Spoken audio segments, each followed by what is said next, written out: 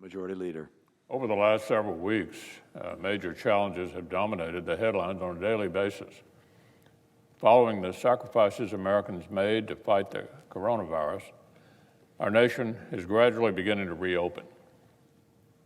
Our economy has started adding back jobs, but some states are seeing their numbers increase. The fallout for American workers remains historic, and schools, universities, and employers are still looking for smart and safe ways to step back toward normal. The Senate is working to ensure our efforts to treat, contain, and recover from the pandemic can succeed. We've confirmed a Special Inspector General for Pandemic Recovery. Committees are overseeing the CARES Act, and Senator Cornyn is crafting measures to make sure a second epidemic of frivolous lawsuits does not block schools and colleges from reopening or employers from rehiring workers.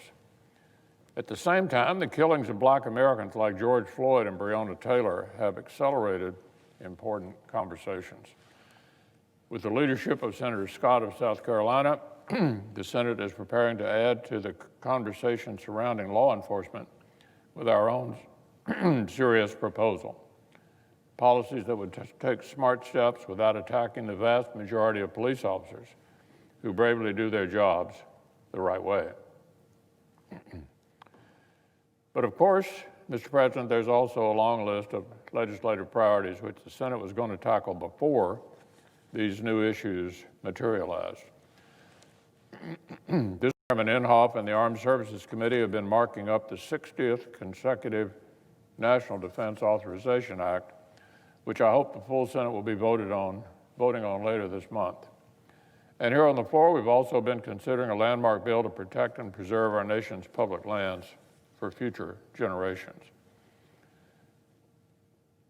In my home state of Kentucky, we know all about the important role that public lands play in our preservation of our physical heritage, providing access for outdoor recreation and sustaining jobs and prosperity in the process.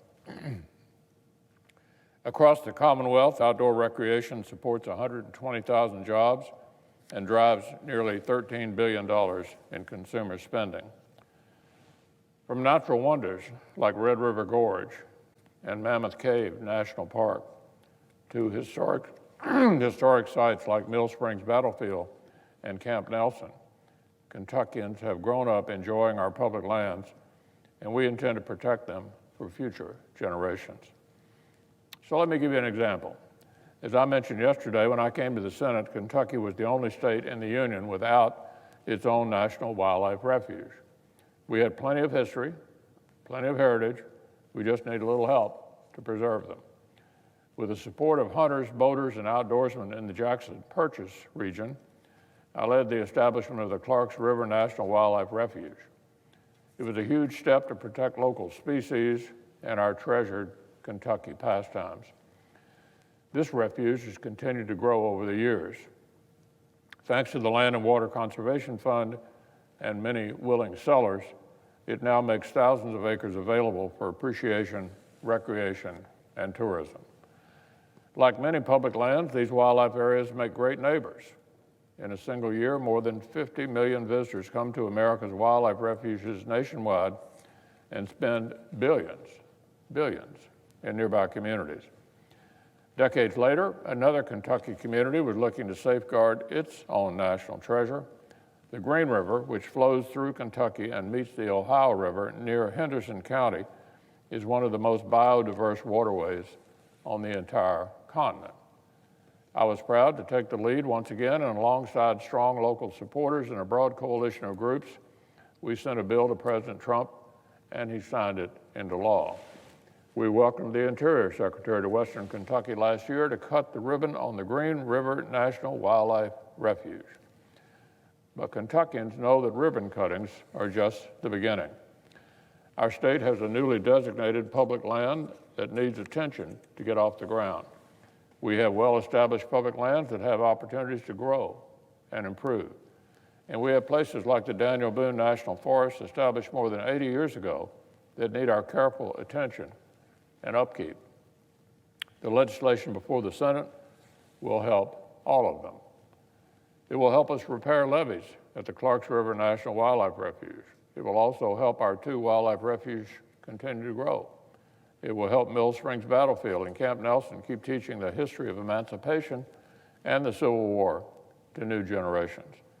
It will help us make infrastructure upgrades at Mammoth Cave National Park for the safety of 2 million annual visitors. It will help enhance the land between the lakes and its $600 million economic impact. It will fund transportation and structural maintenance in the Daniel Boone National Forest, which supports more than 900 jobs.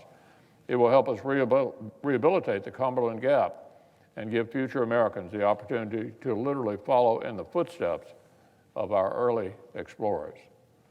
So, Mr. President, Kentucky is proud of our public lands. We're proud of the role our natural inheritance plays in our vibrant present and in our promising future.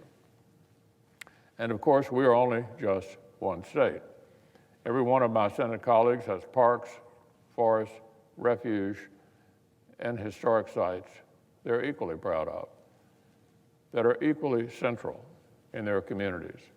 That's why we voted to advance this legislation earlier this week by an overwhelming bipartisan margin. President Teddy Roosevelt once said this about our nation's national treasures: "We have fallen heirs to the most glorious heritage a people ever received, and each one must do his part if we wish to show that the nation is worthy of its good fortune." So I want to thank Senator Daines and Senator Gardner for their leadership in making sure that we keep up our end of the bargain with the generations of Americans who came before us and those who are yet to come. I'm also grateful to Senator Alexander and Senator Portman and our Democratic colleagues, Senator Manchin and Senator Warner, for helping assemble this bipartisan bill. I'll be proud to speak for Kentucky and to vote for it.